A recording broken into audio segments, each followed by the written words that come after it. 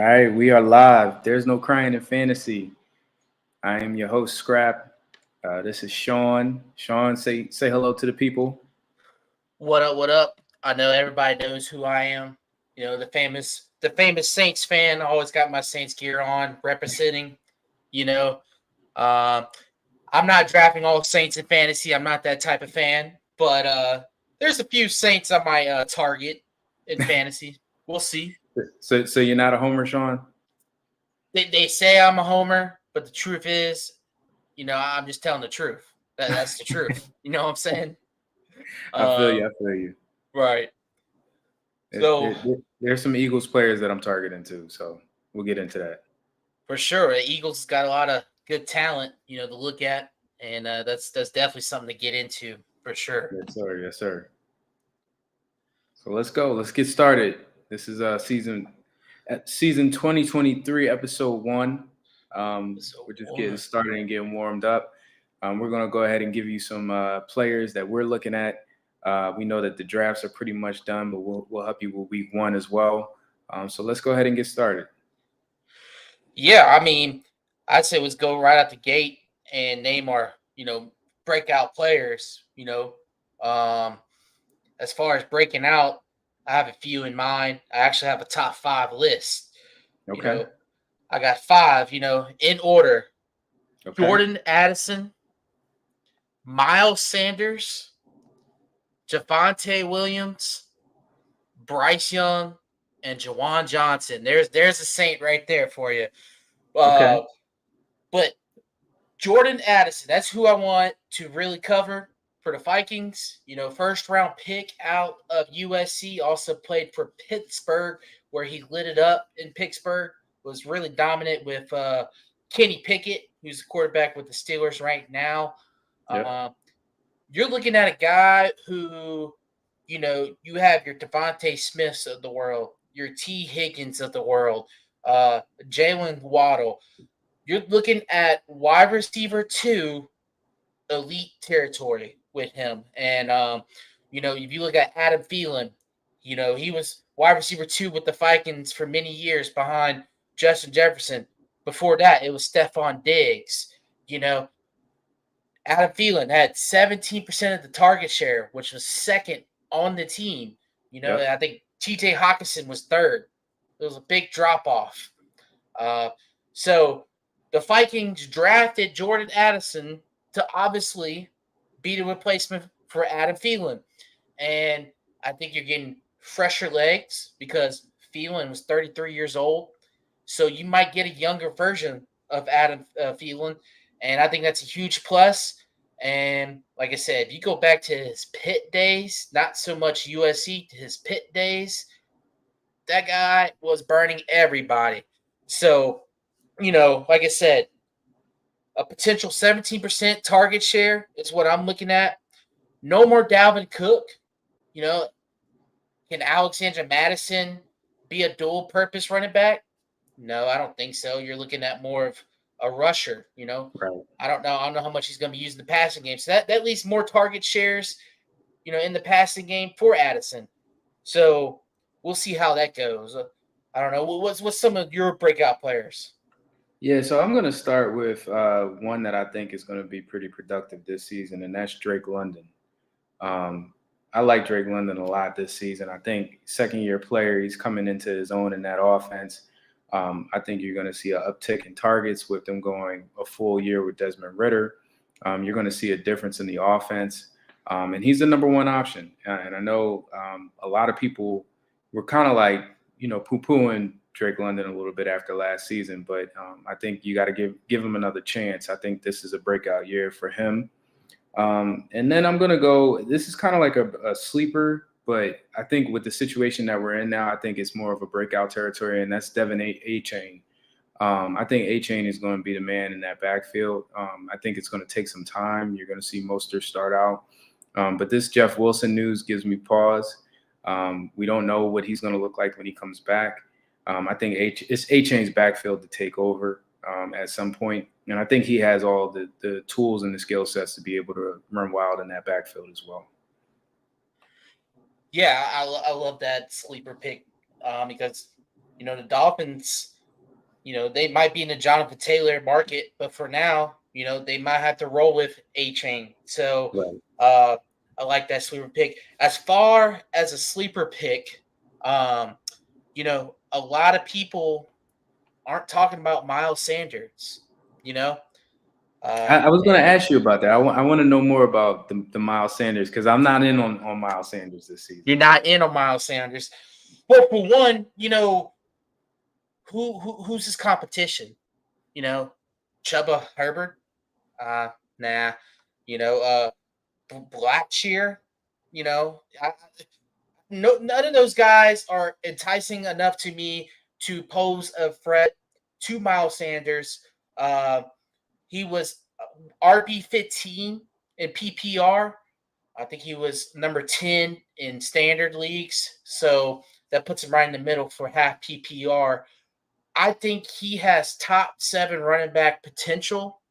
Okay. I think you're looking at a large workload for him. I think, you look at the Panthers in general, their wide receiver core is, not the greatest. Right. It's not very desirable. And Bryce Young is going to need a guy who he can trust who can, get those dump off passes when there's no options downfield. You know, I think he's going to be a very good PPR running back. Last year, I believe he had over 1,000 yards, maybe 1,100 yards, all scrimmage. Yeah. He might have had more than that, and he had a very productive year. And you look at his contract. I think it was 13 million guaranteed, 26 million total. So they're paying him to be, the star running back like he was kind of last year. And when you think about it, Bryce Young's not going to run the ball like Jalen Hurts. So he's going to have a lot more opportunities to run the ball than he did last year for the Eagles. Let's So, let me tell you my let me tell you my concerns. My first concern with Miles Sanders is the offensive line. The offensive line in Carolina is terrible. And then the second one is I don't know how many games they're going to be involved in where they're going to have the lead. And are they going to abandon the run game at some point? And is he going to be the back that's going to be on the field in the hurry up offense? Those are my concerns with Carolina. And that's why Miles Sanders isn't on my list for breakout this season. Those are just some of the concerns that I have. And those are valid points. But I really like Bryce Young, and I think he's a guy that would make a running back good. You know what I'm saying? So you're looking at a high IQ quarterback, probably one of the highest IQs in a long time coming out of the draft, probably since Andrew Luck, in my opinion. So I think he's going to be used often. I think he's going to be used every down, in my opinion. I think Chuba is going to be a small percentage of the snap count at running back. So I hear those valid points. Those were valid points, and I think it can go either way. Yep. But I'm high on Miles Sanders just because of the last year's performance and the future workload he potentially can have. He's definitely going to get the touches. That's for sure. Yeah. I have one more. I have one more for you, and that is Sky Moore. I think Sky Moore. This is a breakout season. I think all the arrows are pointing up. Just some of the things that I've heard from Patrick Mahomes about the offseason workouts and how Sky was involved, and some of the other wide receivers weren't there, but Sky was there. I think his involvement as a wide receiver in that offense. I don't think you can go wrong. I think he's going to get the targets. I do think that there's other mouths to feed in that offense as well. Of course, Kelsey. I'm a big Tony believer. I think Tony is going to step up this season. But I think this is a breakout season for Sky Moore in year 2. And it's always that year 1 to year 2 where you have some receivers that struggle in year 1 and then they start to break out in year 2. and then ascend in year 3. So I say watch out for Sky Moore this season. I like Sky Moore too, and I think the Chiefs wide receiver room, there's got to be a person who's going to have to step up, especially when Travis Kelsey might miss a game or two. We don't know if he's going to play tomorrow or not. So that leaves a lot of the targets on the plate. Who's going to get the ball? Sky Moore, not future, was a first round pick. So I think that's a good option for a sleeper. So, we name our sleepers, we name some of our breakout guys. What about some busts? Like, who are some busts that you believe could be the ultimate fantasy bust this year? Ooh, there's a lot. I think one of my potential busts this season is Ramondre Stevens. Mm. Um, and I say this cautiously, and it's because of the inclusion of Zeke in the offense. It's because of where he's being drafted, and it's because he's a Patriots running back. And if you know Patriots running backs and you know Bill Belichick, you don't know who's going to get, the carries for 1 week to the next. So I think people are kind of overdrafting Ramondre where he is. If he was the only running back, if it was just him and, Pierre Strong at the beginning of the season or something like that, I would have been fine with it. But with the inclusion of Zeke's ability to protect the quarterback, to be involved in the passing game, I think it just complicates things. I still like Ramondre. I just don't like him as high as he's being drafted in like 12-team leagues. I feel like if you need a running back, there are other options. But I'm not fading away from Ramondre. I'm just being cautious that there is that bust potential with Ramondre this season. For sure. And, it is the Patriots. They're always unpredictable. You don't really know what Bill Belichick's going to do. But, at least the Patriots are stepping in the right direction with, actual offensive coordinator. So maybe Bill O'Brien could help shape some things. Maybe Zeke would just be used in a short yardage role. But, there's a huge possibility that Stevenson might not get the amount of touches that he did last year. And, they might use Zeke more. We'll see. So as far as bus, I know Hill's not going to really like this a lot because it has to deal with his Cowboys and his RB1. And yes, I am talking about Tony Pollard here. Okay. I think Tony Pollard is a beast. Don't get me wrong. Um, but are we really gonna really trust his health? In my opinion, because I'm not. Um, he's about to get the workload that he really hasn't really seen in his career. Yep. And I think you've seen increased touches when I believe Zeke was hurt for a couple games and he had to step in a little bit more. And that's when the injuries started to happen, I don't know if he's going to be able to be the bell cow running back. Now, can he perform as the bell cow running back? Absolutely. But I don't know if his body can really, stand that because, he's a smaller back. He could take the hits, but he's a smaller back. And in my opinion, the smaller you are, the more prone you are to be injured. So Yep. that's, a lot of people are drafting him high. In fact, if you're in a dynasty league, I would really encourage you to maybe stash away Deuce Vaughn, especially if you're in a PPR league. Because who else does the Cowboys have at running back besides Tony Pollard? And then when Tony Pollard, goes down, well, Deuce Vaughn might step Deuce in there. Vaughn. I Yeah. might have said that I should have said that as a sleeper, but you hear it now, Deuce Vaughn. Yeah. Yep. Yeah. and he'll says valid concerns in the comments. We hear you, Hill. Let me go to one of mine, and that's T. Higgins. And I know a lot of people are not going to like this, but I feel like where T. Higgins is being drafted is just too high. There's other wide receiver ones that are being drafted around that time, and I feel like people are drafting T. Higgins as their wide receiver one. Let's not forget that a lot of his volume last season, and he's always been a touchdown monster, but Jamar Chase was out. Jamar Chase is going to get 10 to 14 targets a game. It's just he averages over 10 targets a game with Burrow.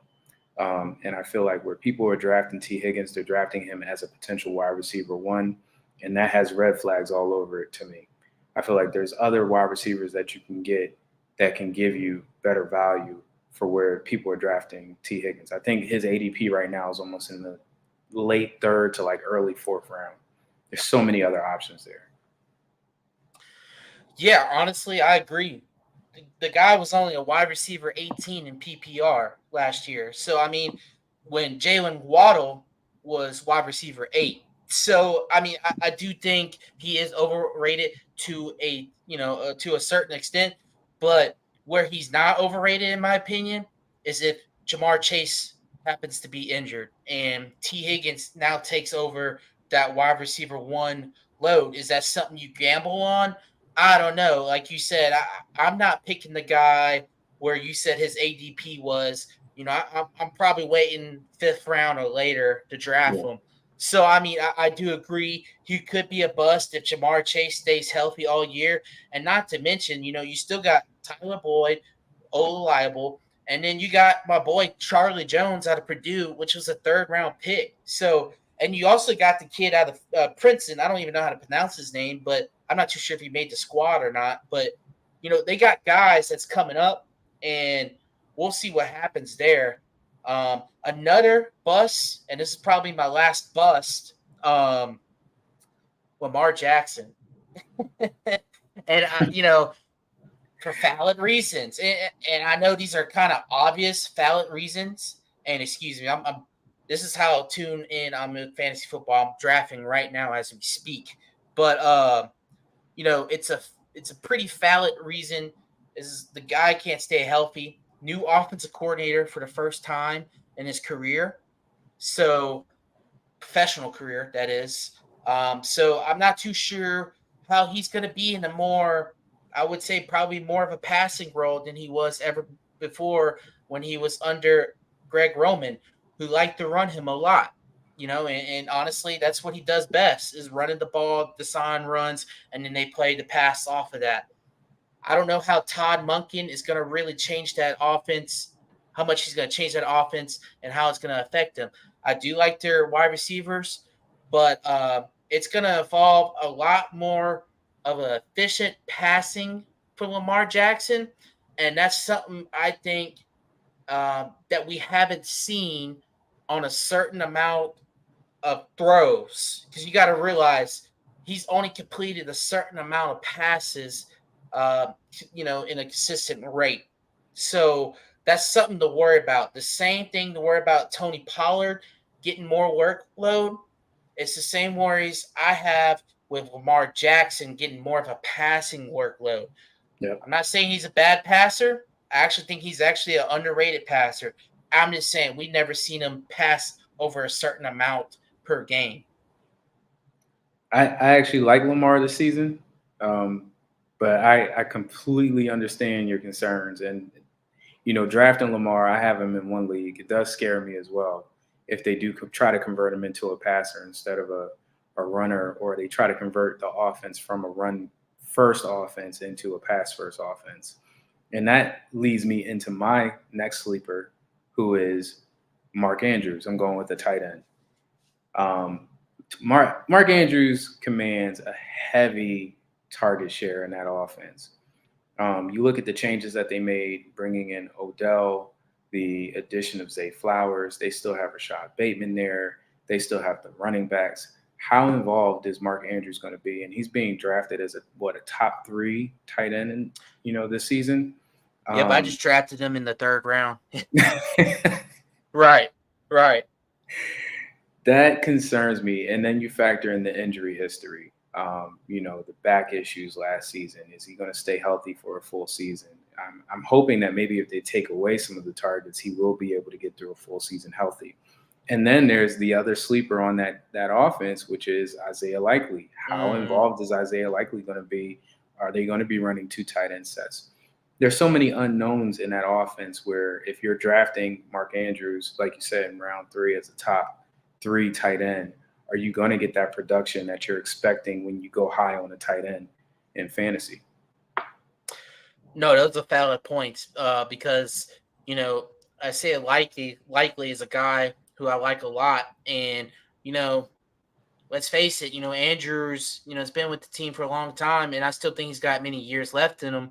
But just like Zach Ertz, Dallas Goddard kind of replaced him, and Yeah. I guess he likely eventually replace him. Maybe not this year, but maybe next year. And I'm pretty sure Andrews' contract is coming up, so that's something to look at as well. And the injuries are a little bit concerned, but I do think he still is a top 10 tight end at the Definitely. very worst, because tight ends is a scarce position. Um, and honestly, I can still picture him in the top 5 if he stays healthy. Yeah, Uh, definitely. and but so in dynasty, he's a guy I wouldn't draft till late, because his future is a little unknown. The team, as far as how they're going to perform with a new offense coordinator, is unknown. So Yeah. we'll see what happens there. Speaking of tight ends, I really want to talk about my boy Jawan Johnson, because Okay. you know I was reading earlier today, and I don't know, I can't really pull it up right now, but when he saw tight end, tight end 5 or higher target shares, he is, a top 5 tight end, in fantasy, which is something to look at. He didn't always get the target share throughout the year last year, so I think he's going to be a focal point, or one of the focal points of the Saints offense this year, Yeah. because Carr loves tight ends. You look at Carr with Darren Waller, you know. Um, Foster Moreau is also on the team. He played with Derek Carr with the Yeah. Raiders. He also had a solid connection there. So Carr likes tight ends, and I think Jawan Johnson, especially in the red zone, if Jimmy Graham doesn't steal his red zone his red zone snaps, he's a guy that I could picture finishing no worse than top 10 in fantasy in amongst tight ends, but maybe tight end 5 potential. Uh, just because, Michael Thomas, are we sure he's going to be healthy or not? Right. I'm a Saints fan. I can admit that we don't know. Um, Shaheed has been battling injuries throughout camp. They say he's ready to go for Sunday. We'll see. So, I mean, there's going to be some target shares that's going to open up, and I think Jawan is the guy that's going to really take advantage. Yeah. I agree with you. I just think the red zone targets for Jawan are like critical to him performing this season. And I think, the upgrade at quarterback with Derek Carr is just going to add value to him in fantasy as well. So I'm on board with the Jawan Johnson pick. For sure. So, I really want to talk about Jonathan Taylor, because I took him in the 5th, and I took him in Okay. the 5th in my draft as well. And my thing is, do you think he gets traded? And if he does get traded, do you think he is fantasy worthy of being the starter consistently after he gets traded? Do you think he translates to a different team and performs like he did when he was healthy, when he was carrying the Colts a couple years ago? No, I don't think Mm, he gets traded. Um, I think he's on a team with an owner that's trying to prove a point. mm-hmm. And I think the trade offers that they're receiving, they're not even really entertaining them. I think the owner's whole goal is to make him come back and play for the team. And I think we're at a standstill right now where you may not see Jonathan Taylor for the remainder of the season. I think you're going to wind up in a Lev Bell situation here where you have a lot of pride on the line. And I just don't see it happening because I feel like if they were going to trade him, they would have traded him before the season. Before the season, you want to get out of that cloud if you really want your team to be successful. And I feel like Jim Irsay does not really care about the success of his team, and he never has. So it's like I think you're in a situation right now where praying for all you Jonathan Taylor managers out there. I avoided him in every draft because I think the risk of him not playing and what you are paying up to get him in drafts just is not worth it. It's certainly a gamble for sure. And I think, if you draft well in the first 4 rounds, maybe five, maybe you can get them in later.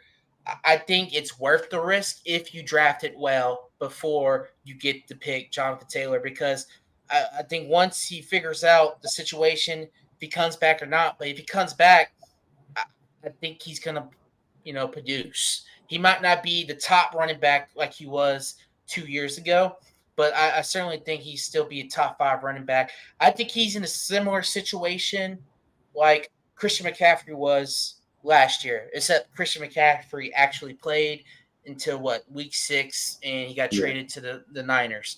So I think if he's going to get traded, I think it's going to be week 5, week 6, closer to the trade deadline.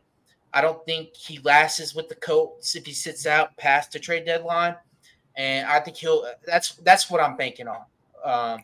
So we'll see what happens. I think it's very a boom or bust situation there. But I thought it was an interesting topic to talk about. Now, another topic I want to talk about is Cooper Kupp.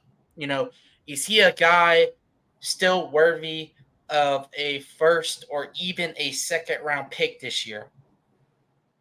Not on my board. Mm. Uh, he's a 30-year-old wide receiver with soft tissue issues that he's battled his whole career. When you look at Cooper Kupp's stats, there, he has, I think, 2 amazing seasons, and the other seasons after that are injury riddled.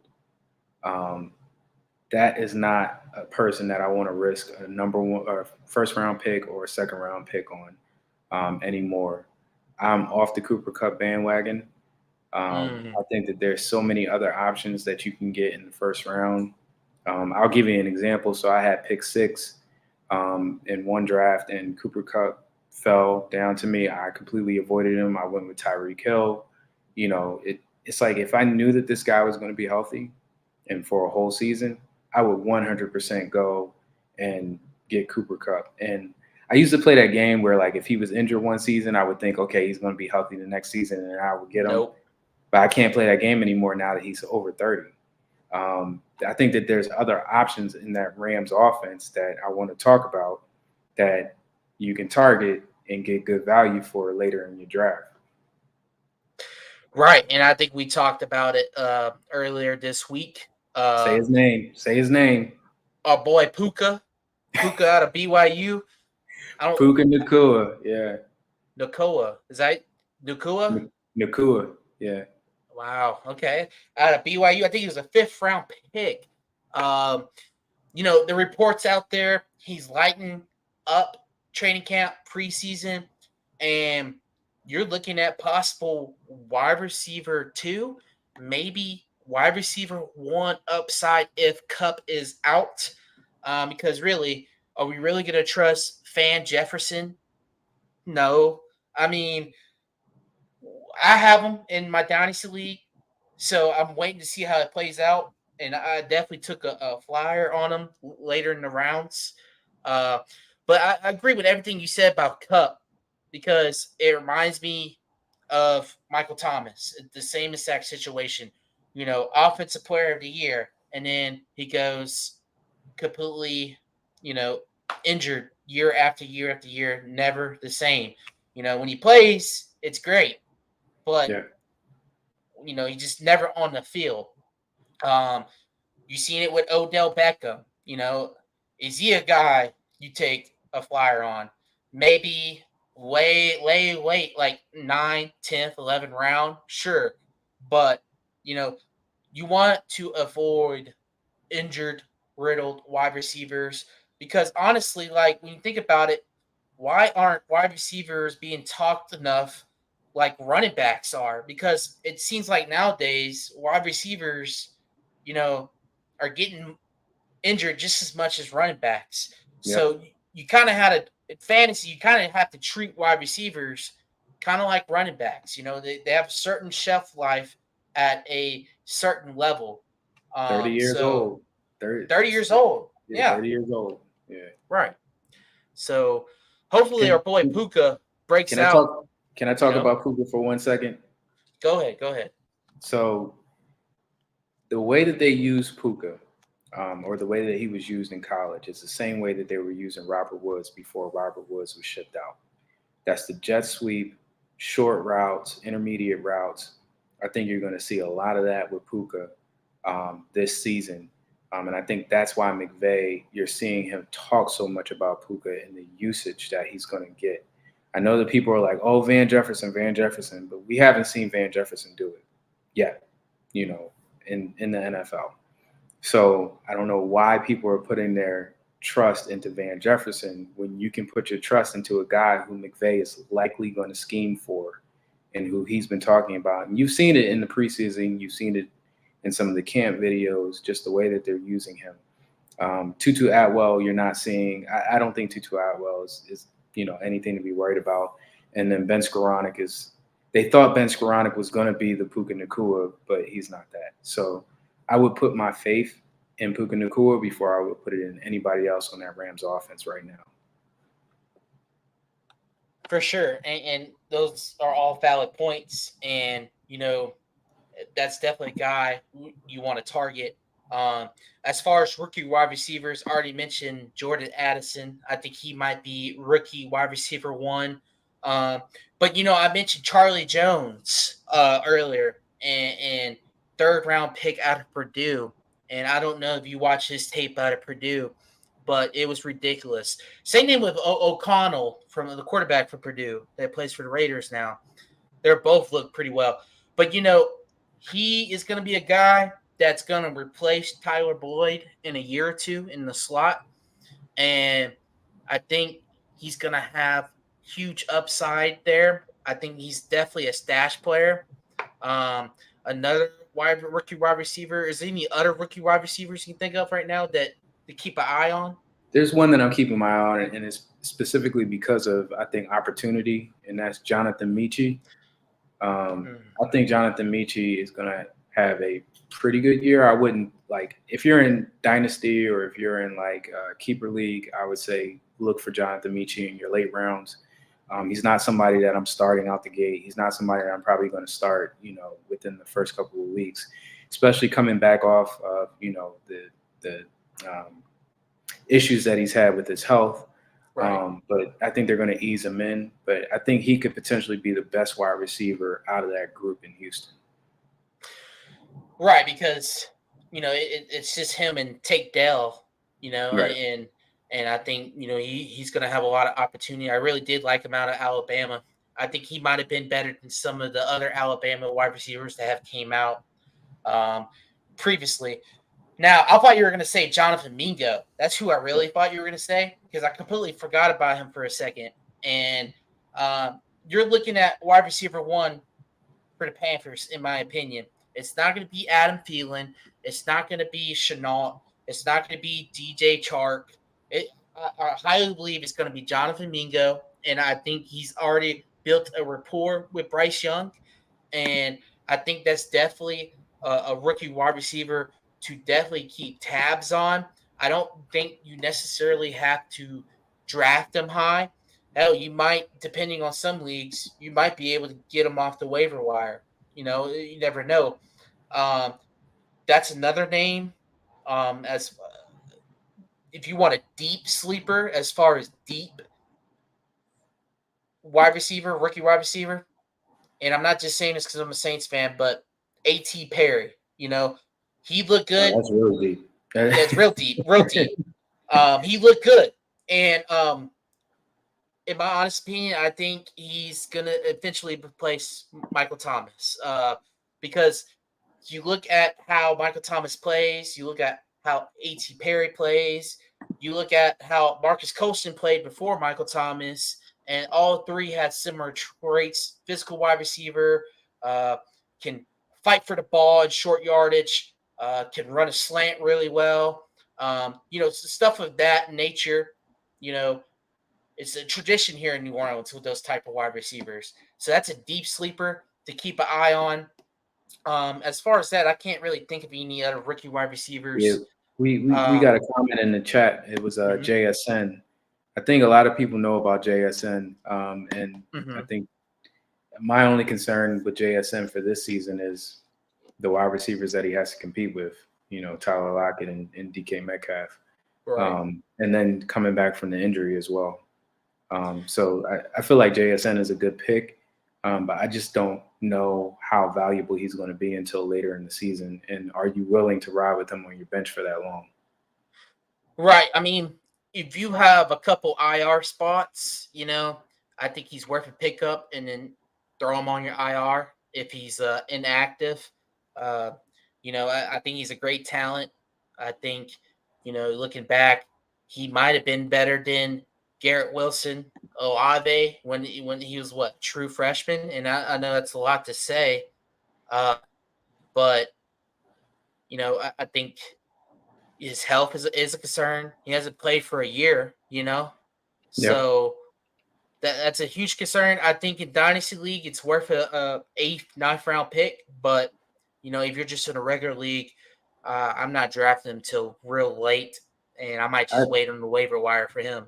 I see him going 6, 7 around that range sometimes, and like that's just too high for me. Especially when you're trying to build out a roster that can get you some wins in week one. I just can't pull the trigger in those high rounds for JSN. For sure. Um, so I think that pretty much covers it. That's everything I would like to talk about. Is there anything else you would like to talk about? Kelsey news. We didn't touch on the Kelsey. Kelsey news. Kelsey, that's right. Do you so with speaking of Kelsey, if he's inactive, what are your thoughts on picking up Noah Gray and potentially starting him? You think that is it a go or no go there? I think it's a go depending on your options. We know the tight end is very thin. There's not a lot of tight ends that can replace him. I think if you have a guy like maybe, like you said, Juwan Johnson, Cole Kmet, somebody out there that may be able to replace a Kelsey for a week or so, I would say go with that. But Noah Gray, I'm okay with starting because like I said, I think the Chiefs are just going to spread the ball around, and it's going to be who gets open for Mahomes. So I say, if you're looking for a dart throw, why not pick a tight end in one of the best offenses? I'm all about trying to get players that are in high-powered offenses, where they don't necessarily just funnel targets. Kelsey is a funnel, but once Kelsey's gone, that funnel's gone. So I say Noah Gray is a dart throw if you don't have better options out there. For sure. And you want to monitor that situation because tight ends is one of them positions that you might have to stream, week to week, based off of matchups, is the guy replacing a starting tight end, and do you think he's gonna produce? I think Noah Gray, like you just said, it just really depends who else you have on your roster. I think if you don't have any other better options, I think it's worth a start, um, because there are going to be targets there. But the Chiefs do have a tendency of spreading the ball around, and I'm not too big on drafting anybody on the Chiefs besides Kelsey. Um, and I'm not really big on him because it appears that he's starting to become, a little bit more injured as he gets older. Yeah. Uh, the Chiefs, I like Pacheco, but Kelsey, man, you know, do you think his days are starting to become numbered, or you think, this injury is just, a fling? What do you think? Uh, I think it's pretty fluke for right now until we see it again. If he gets injured again during the season, I think we can put him kind of in that category of declining players. But I still think Kelsey has a lot to give as far as his playing career. We see tight ends, age pretty well in the league. They kind of play well into their 30s. So I don't see a reason why we should fade Kelsey off of this news. He's been pretty healthy for the majority of his career. I would need to see it again before I write him off as like a first or second round pick at that point, and somebody that you would wait later in your draft to get.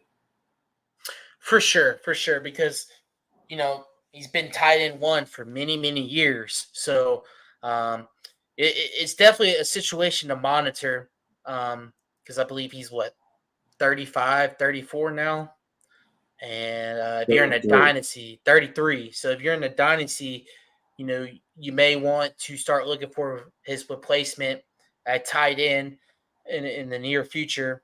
Um, is there any rookie tight ends? Maybe you're looking at anybody new at tight end. It don't necessarily have to be a rookie, but maybe I know we already talked about Jawan Hmm. because I drafted Dalton Kincaid in one of my in leagues, and I don't have him as a starter. I have Cole Kmet, but I'm thinking Kincaid can eventually be a guy who can eventually start over Dawson Knox and actually produce for Josh Allen. What do you think about that? I think he's going to produce this season. I think they're going to find ways. You don't spend that high draft capital for somebody not to play. So I feel like they're going to find ways to get him on the field and make him productive. One thing that the Bills don't really have is a wide receiver three that they can put on the field. And I think you're going to see Dalton Kincaid kind of be that third wide receiver for them in some of their packages. So you got to find a way to get the guy on the field to make plays. For sure. And then, you know, one more thing about the Bills. James Cook, that's somebody that's worthy to talk about. Do you see possibly a PPR upside there? Do you think he's going to become one of those dual purpose running backs this year?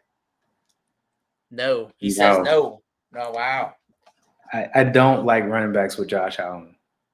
Um, Josh Allen does not check the ball down at all.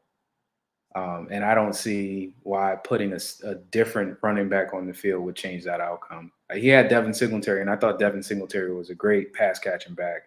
They just never found a way to get him the ball in the passing game. It would come occasionally or like when they were down, but they do not scheme for the running back in the passing game. So I don't see that changing. For sure. And, that's something to look at because you want to look at running back based off their quarterback sometimes because more of a rushing quarterback, more of a less a fantasy value your running back's going to have. So that's definitely something to point out. Um, I but got I got one more tight end for you, and okay, that is Michael Mayer for Las Vegas. Raiders. Yeah, for the Raiders. I think he's a sleeper tight end to look out for. I think he's a rookie this season. Hmm. But you add Jimmy G in, you take away the downfield threats. You go short intermediate routes. They picked up Jacoby Myers as well. I think they're going to be targeting in the middle of the field a lot, which is why I'm kind of fading Devontae Adams a little bit from a first round pick. But I think eventually Michael Mayer is going to be involved. It may not be earlier on in the season. It's going to take some time for him to get adjusted, but just look out for that name either later in the season or towards next off season. I think Michael Mayer is going to be a key tight end for that team going forward. For sure. And then one more thing, and this is going back to the bus because I forgot to mention Pat Fairmouth, the Steelers. Ooh, I think he's gonna be a bust, and I wanted to throw that ooh. out there because I know a lot of people is hyping him up this year, and I don't think people should because Darnell Washington, they drafted him for a reason. The dude's 6'8". He's great in run blocking. That's gonna get him on the field more. The more he's on the field, I feel like the more he's gonna get red zone targets, and once he gets those red zone targets, then eventually I think he's gonna get more tight end one snaps. Don't draft Pat Fairmouth. We're gonna have to revisit this one later in the season. We're gonna clip this out and we're gonna revisit this. We're gonna clip a lot of things out. And we're gonna revisit this. So let's see what happens. Okay. Awesome. All right. Well, anything else we got to cover today? Nah, I believe that's it. There's no Cryin fantasy. I like that name. So don't go crying. When you take some of our advice and it didn't work out. It's fantasy. I'm sorry. It's fantasy. There's no crying in fantasy, Exactly. but there are emotions. All right, everyone. Thanks for joining. We'll see you next week. All right, Sean. All right. Thanks.